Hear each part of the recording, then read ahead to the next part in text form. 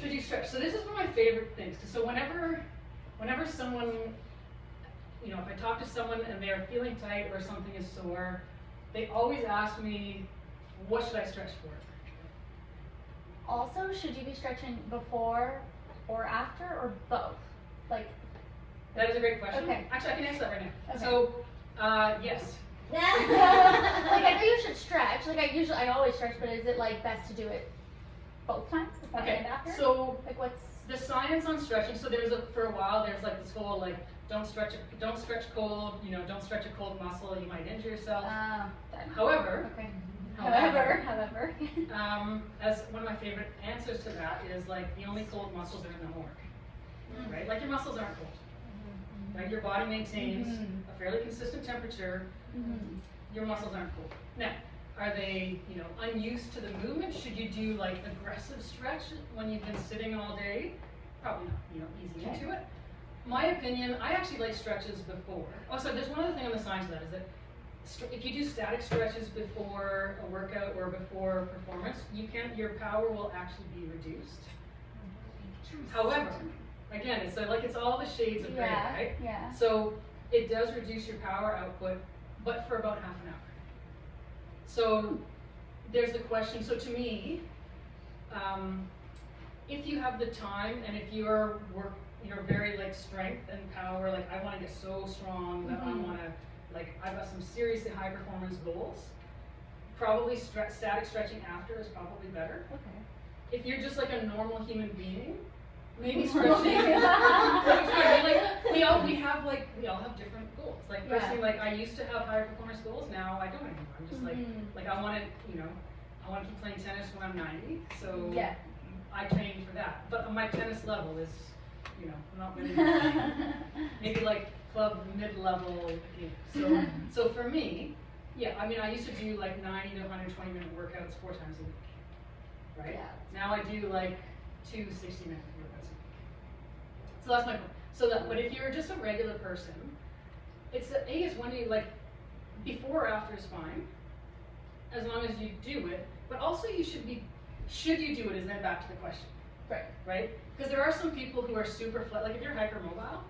You know, there's a test for that, right? Like if you can do the, I don't know, like if your elbows, like are any of you hypermobile? Because you probably know if you are. I'm more flexible than most. Okay. Likewise. Likewise. Yeah, so like that, right? Yeah. Well, that's right. I've never noticed my arms. There's actually like if you're interested, there's tests for like various joints that will get like a rating for how mobile you are. I guess the key is that, like, even though we think we all need to stretch, like you probably, if you're already very flexible, you might not benefit from more flexibility. In fact, you might benefit from not doing stretches. So in fact, when we have clients that are, like, we do a little initial assessment with all our clients, and we have a few people that they don't do any stretching. They'll do some dynamic movements. That's how I usually work on this. But then we have people that, so I remember someone gave you the analogy that, like, we're all on a continuum from, like, caveman to Cirque du Soleil. And some of that is genetic, right? Like, there are some people who can never stretch and then, like, boom, like, flip their leg behind their And there are some people that always stretch and they're never going to do that, right? So there's a genetic element, but then there's also what we can do about it. But if you tend on this side, you probably don't want to be doing a lot of stretching.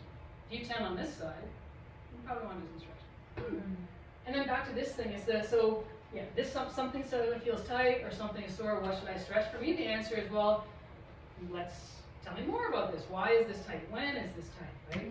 Because often, something that's tight is actually something that's overworked, right? If it's overworked, it doesn't need stretching. You need to address why it's overworked, right? So for people who work out a lot, so these are a few of the examples, right? Like, so for instance, I get a number of times where like someone's back is tight a lot, and they're doing a plank. They're like, "Oh, this is a really good back exercise." I'm like, "Is it?" Is it?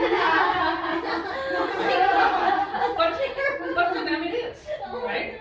Like they're back because they're feeling it all right here, and I can actually tell. So part of our assessment is it's not like the official assessment, but if you ever like are seeing someone do a plank, and you see like it looks like this is like 2 steel rods. while they're doing a plank, they're doing that plank they're doing. Yeah, Right.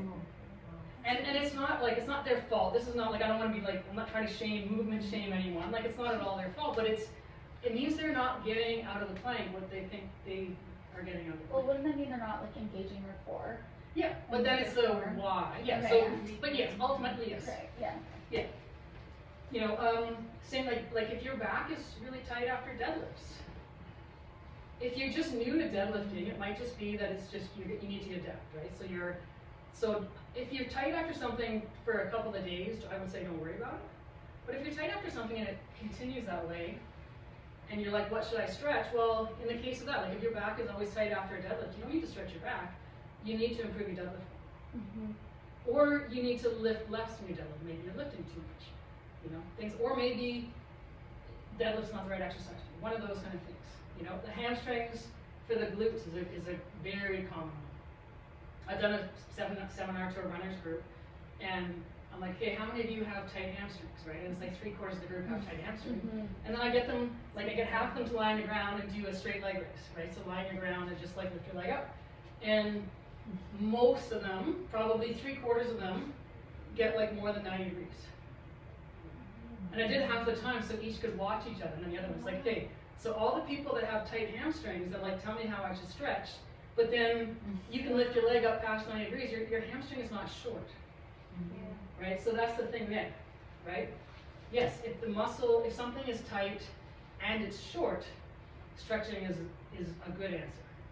If something is tight but is not short, stretching is not going to help, and it might actually harm, right? Because in the case of a hamstring, for instance, it's possible, like if your pelvis is really tilted, for instance, your hamstring might already be on stretch.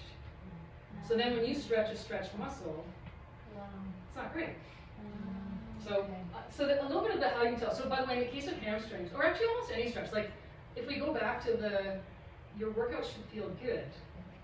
So if you do a stretch, like if you stretch anything, frankly, and then maybe during, like it doesn't necessarily feel good during, but after the stretch, if you're like, it feels weird, it's probably not the right exercise for you. In which case, that's probably, like you might be stretching a stretched muscle, or the other thing with muscles sometimes if you stretch a muscle and it feels, man, not so good after, it could be that muscle is tight because it's guarding, and it thinks there's like an injury, and that's a case where that's a good thing. Like if you have something that's constantly feeling tight and you stretch and it doesn't feel good, I would say that's a time to, you can try and figure it out, try and reason it out, or go see a physio, massage therapist, sportsman doc, something like that. Because these are the things that we have healthcare available to us. However, how many of you have been like, oh, it's been bugging me for 6 months, but whatever, I'm just gonna not worry about it. Yeah. So I feel like sometimes my job as a trainer is to give people permission to like go and actually get professional advice for something, because they're like too shy or like, oh, I don't want to be a bother to do so. But like, no, like something's been bugging you for months, you're allowed to go and ask for help. Okay, so keep that in mind. That maybe should have been my fourth fundamental. Does this all make sense in terms of stretching? Yeah.